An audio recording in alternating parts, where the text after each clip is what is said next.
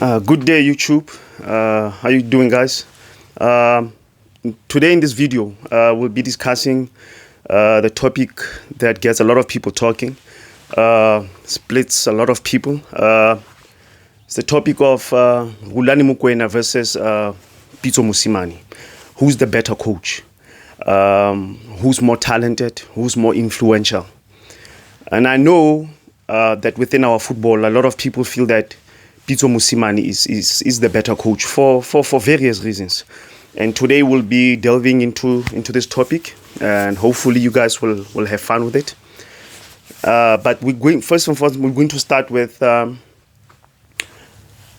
starting point. Pitso, obviously, when he first got his coaching job, it was with SuperSport United. And he did very well, remember.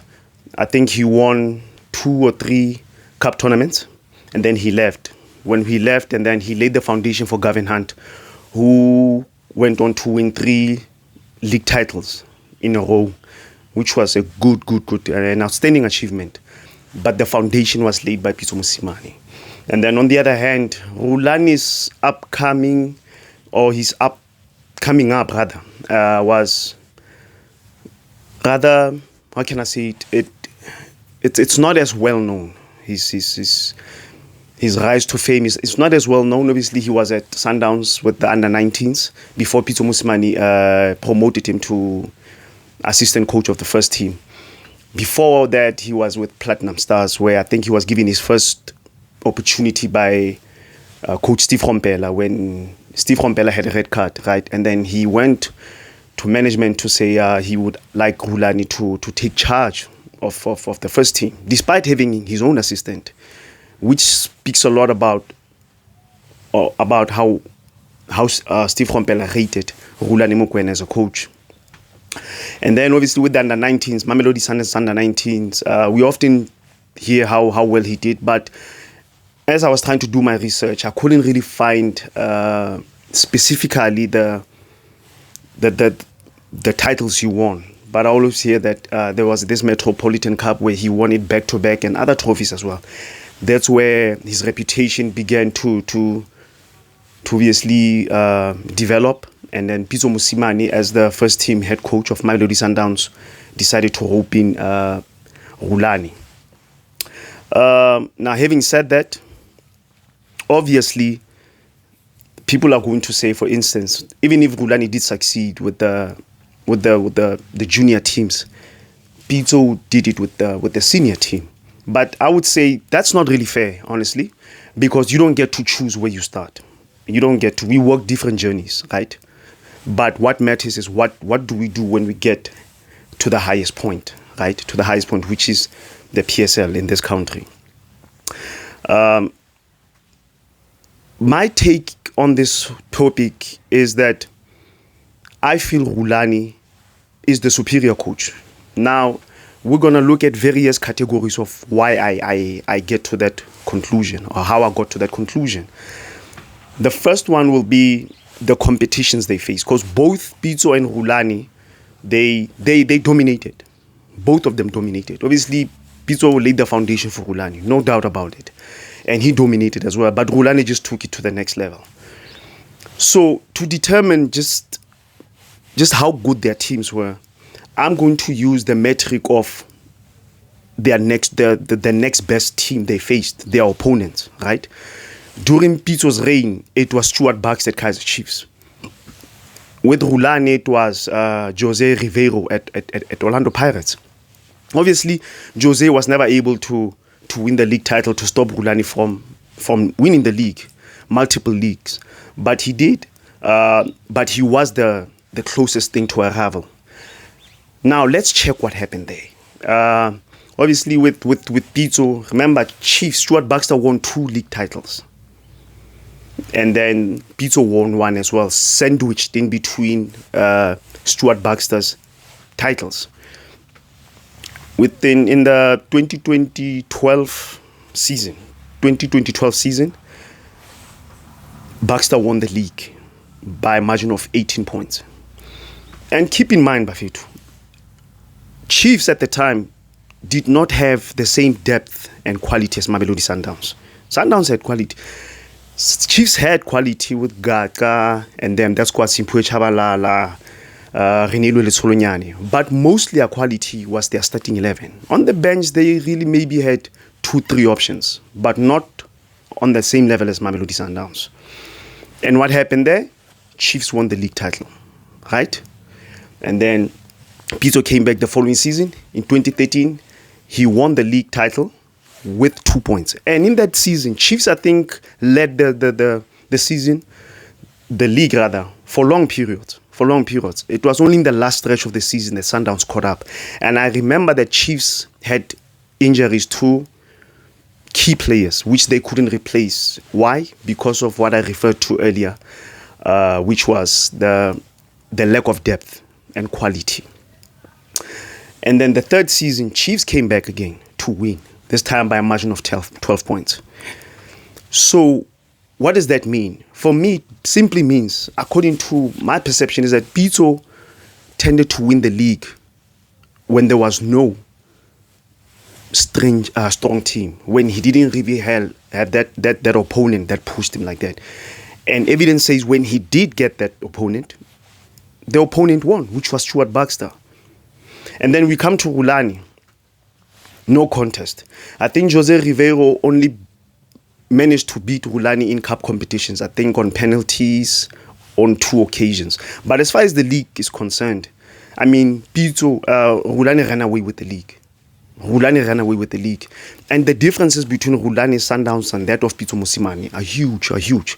Obviously, Pitso Mosimane is a possession-based coach, but Rhulani just took it to the next level. And I just feel it's not fair for people to just simply say, no, it's not Rhulani's work because he found it like that. It's the same as people who say Pep Guardiola, despite the fact that he took Barcelona's principles to the next level. He should not be credited for his success with Barcelona. Of course, it's an institution that governs on those principles. Short passing, heavy possession, winning the ball back immediately after losing it. But there's no denying that Pep Guardiola did some amazing stuff when he was at Barcelona. So let's try to be fair. For me, on the score, what Rhulani achieved with Sundowns for me is bigger than what Pitso achieved. Obviously, all in all, I think maybe Pitso won more, and ultimately Pitso did win the Champions League. Sharp, he has an upper hand over Rhulani. We'll get into that as to why I think Pitso was able to achieve that. Obviously, he was more experienced. And as a result, he ended up winning the Champions League. Now, the next category would be possession football. They are both possession orientated. My take is Rhulani is way better. Rhulani's teams, they suffocated opponents week in, week out with unmatched, unrivaled, unprecedented rather possession stats. Sometimes their stats would run into the 80%, 85% ball possession. The opponents week in, week out would sit deep against Mamelodi. There was no getting the ball. Obviously, they didn't score as many goals, which I think for me was the main weakness in Rhulani's teams. Unlike at Pirates, obviously when he was at Pirates, his Pirates team scored a lot of goals, but they were too open at the back. That's why their games were so entertaining to watch. When he was at Sundowns, it became different. They were not as entertaining, but they did play some nice football. It's just that it became boring because the opponents refused to engage Rhulani Sundowns, which speaks to the level of play Sundowns was at under Rhulani. And still on that issue of possession, I would say Pitso is possession-based, but he mixes it with a bit of pragmatism. What do I mean? If Pitso comes up against a coach who's just as good in possession, if not better, he tends to tell his team to sit back and absorb pressure. If you guys remember, when Coach Dan Malesela, who's another possession football freak and a master, he came up against Dan Malesela's Chippa United. I think it was in a cup competition. Anthony Lafont scored the only goal for Mamelodi Sundowns, I think, towards the end of the game. But Chippa dominated that game. Chippa dominated Pitso Mosimane. And after the game, Pitso Mosimane said something which I found to be very odd. He said, yeah, whatever, they had the ball, but we won the game. which for me is insane, because you have to account as a coach that you're the coach of Mamelodi Sundowns. You are known to be this master of possession football. You come up against a team that is far weaker in terms of personnel. They don't have the same qualities you do. And then they make you hunt for the ball. And instead of saying, giving credit to where it's due, to say, wow, I may have won the game, but we were outplayed. Instead of saying that, he's on some, no, they may have had the ball, so what? And that's when I started finding problems with Pitso. To say, actually, Pitso is only able to play this way when the opponents don't have the same coaching level or quality, to make Sundowns hunt for the ball. But with Rhulani, is it the same? Absolutely not. I doubt there's ever been a coach who was so possession heavy, he forced Rhulani to do the opposite. I don't remember Pitso Mosimane coming up against Dan Malesela. It would have been interesting to see how that panned out. So yeah, on that score, Rhulani for me, he wins easily. And then the next category would be man management. This is where I think Pitso Mosimane shines. Pitso is a better man manager. But the question we need to ask is he a better man manager inherently, or is he a better man manager because he had more experience than Rhulani, who, we must admit, in his initial coaching stages, he tended to be impulsive and a bit emotional. So was it due to that being a feature of his personality, or was it lack of experience? And has he developed since then? I would say yes. Rhulani is now a better man manager. I think he relates more better to players, especially senior players. Because I think in his early stages, his coaching career, in his early coaching stages, he tended to do well with younger players. But you would hear stories about senior players not really respecting Rhulani, not recognizing his authority as a coach, and sometimes questioning him. And I think it happened there at Pirates. So I think on that score, I'd say Pitso Mosimane is the better man manager. And as a result, that's why I think for me, he ended up winning the Champions League. Because being a better man manager means you keep your emotions in check better. You are more observant, you are more logical in your approach. Whereas Rhulani in those beginning stages, like I said, was a bit more emotional. The next category, or the question that we should ask is this: is Pitso, by virtue of being more pragmatic, is he more likely to win more matches than Rhulani, who prefers to be stylish all the time, to completely outplay the opponent? I'd say yes, Pitso is more likely maybe to win more. Hence, maybe he won even CAF, the Champions League.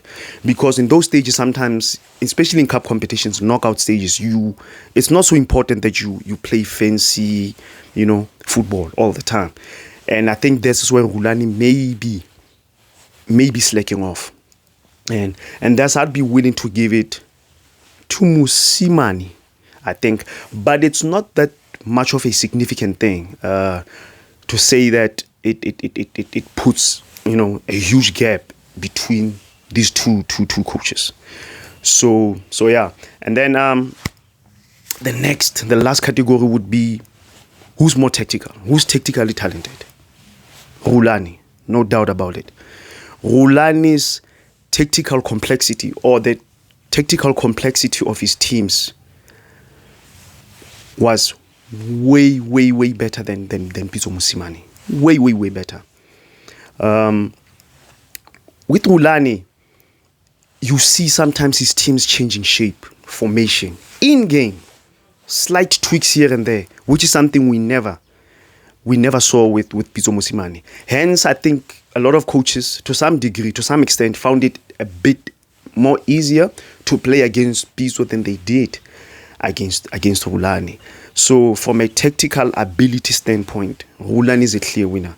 I mean, this guy is he's a phenomenon. He's a phenomenon. He's a very talented coach. For me, he's on his way to becoming arguably the greatest coach we've ever produced. But at this point, he's still far from that, I think. And in as much as Pitso has won, obviously, the most trophies in South African football, I'd say Gordon Nigasent is up there. If Rhulani is to go on and become the best ever we've seen, obviously, he would have to win in both categories in terms of number of trophies won and the style of football he played, and also including the influence he has.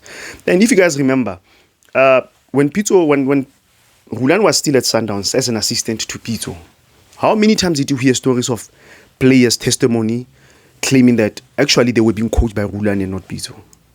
That the way they were playing was due to Rhulani and not Pitso. And people didn't like that. They said, oh no, these players are being disrespectful. That's fine, it may be disrespectful, but it takes away from the essential question. Who's coaching the team? Who's coaching the team? Obviously, at the end of the day, Pitso was the one who had to choose the formation, the approach. The instructions ultimately came from him. But the style of play, if that is accredited or attributed to Rhulani, then once again, it just adds to more evidence that Rhulani is superior to Pitso Mosimane. So yeah, but what do you guys think? I know a lot of you don't like this thing to say, no, he's a Pep wannabe. And that's another thing I actually forgot. I almost forgot about that. I want to address this thing of Rhulani is a Pep wannabe. What does that mean? For me, it doesn't matter. I don't care if he's a Pep wannabe. The question is he talented? And if he's a Pep wannabe, are his teams the closest to Pep Guardiola? In terms of our local coaches, not globally, obviously. There's Roberto De Zerbi and all these other people who come into that category. Do his teams resemble what Pep Guardiola does? Absolutely, yes, they do. Not 100%, obviously. Pep Guardiola's teams score far more goals than Rhulani's. And I think it has to do with the fact that one of the reasons is that Rhulani's teams his fullbacks tend to stay high up, forcing his wingers to occupy the half spaces. And I just feel that when you do that, you are taking away from your winger. You take away. Whereas with Pep Guardiola, of course, he's had teams, especially with Bayern, where his fullbacks went high up and then the wingers tucked in. But more often than not, Pep Guardiola's wingers hug the touchline, and it leaves them in favorable 1v1 situations. And if you ask me, would I rather have a winger on the line in a 1v1 situation against his opponent or my fullback in a 1v1 situation? I'd take the winger. The winger is more likely to take the person on, put the ball in the box, and we score. So, on that score, the obsession with Rhulani's, affection with Pep Guardiola should have nothing to do with anything. And even his personality. Who cares if his personality is, maybe he's arrogant, he's self-obsessed or whatever. Who cares? The question is he a talented coach? Is he a talented coach? I mean, I remember, and I just feel it's something that is used unfairly against Rhulani. I remember this one game where Rhulani lost against Chiefs when he was still at Pirates. And after the game, he was so emotional, blaming the referees and people used that against him. But how many times have you seen Pitso do that? In fact, for me, Pitso is more emotional than Rhulani when he loses. Pitso was a sore loser. Pitso Mosimane was a sore loser. You couldn't say that about Rhulani. And the fact that we haven't seen more of that from Rhulani than we did, it means Pitso lost more matches than Rhulani. So even the winning ratio, I think Rhulani's win ratio is far, far superior to that of Pitso Mosimane. And you saw that even with Pitso Mosimane at Sundowns, his league titles, his biggest, I think, gap between him and the runner-up in the league, I'm not sure because I didn't really look into that much, but it wasn't that much. Pitso really won the league with a huge gap. He really did. And there are times where he was winning 1-0, he was leading 1-0, he would sit deep and say, perfect, time-wasting tactics. Rhulani doesn't do that. Rhulani won the league with about 4 or 5 games to go. Season in, season out. And for me, that just speaks once more to the level at which Rhulani is. So pound for pound, in conclusion, I'd say Rhulani is the better coach. But what do you guys think? Thanks for tuning in, guys. Hopefully you subscribe to the channel, you like, you comment, and have fun with it. Till next time, I will see you in the next one. Yeah. Cheers.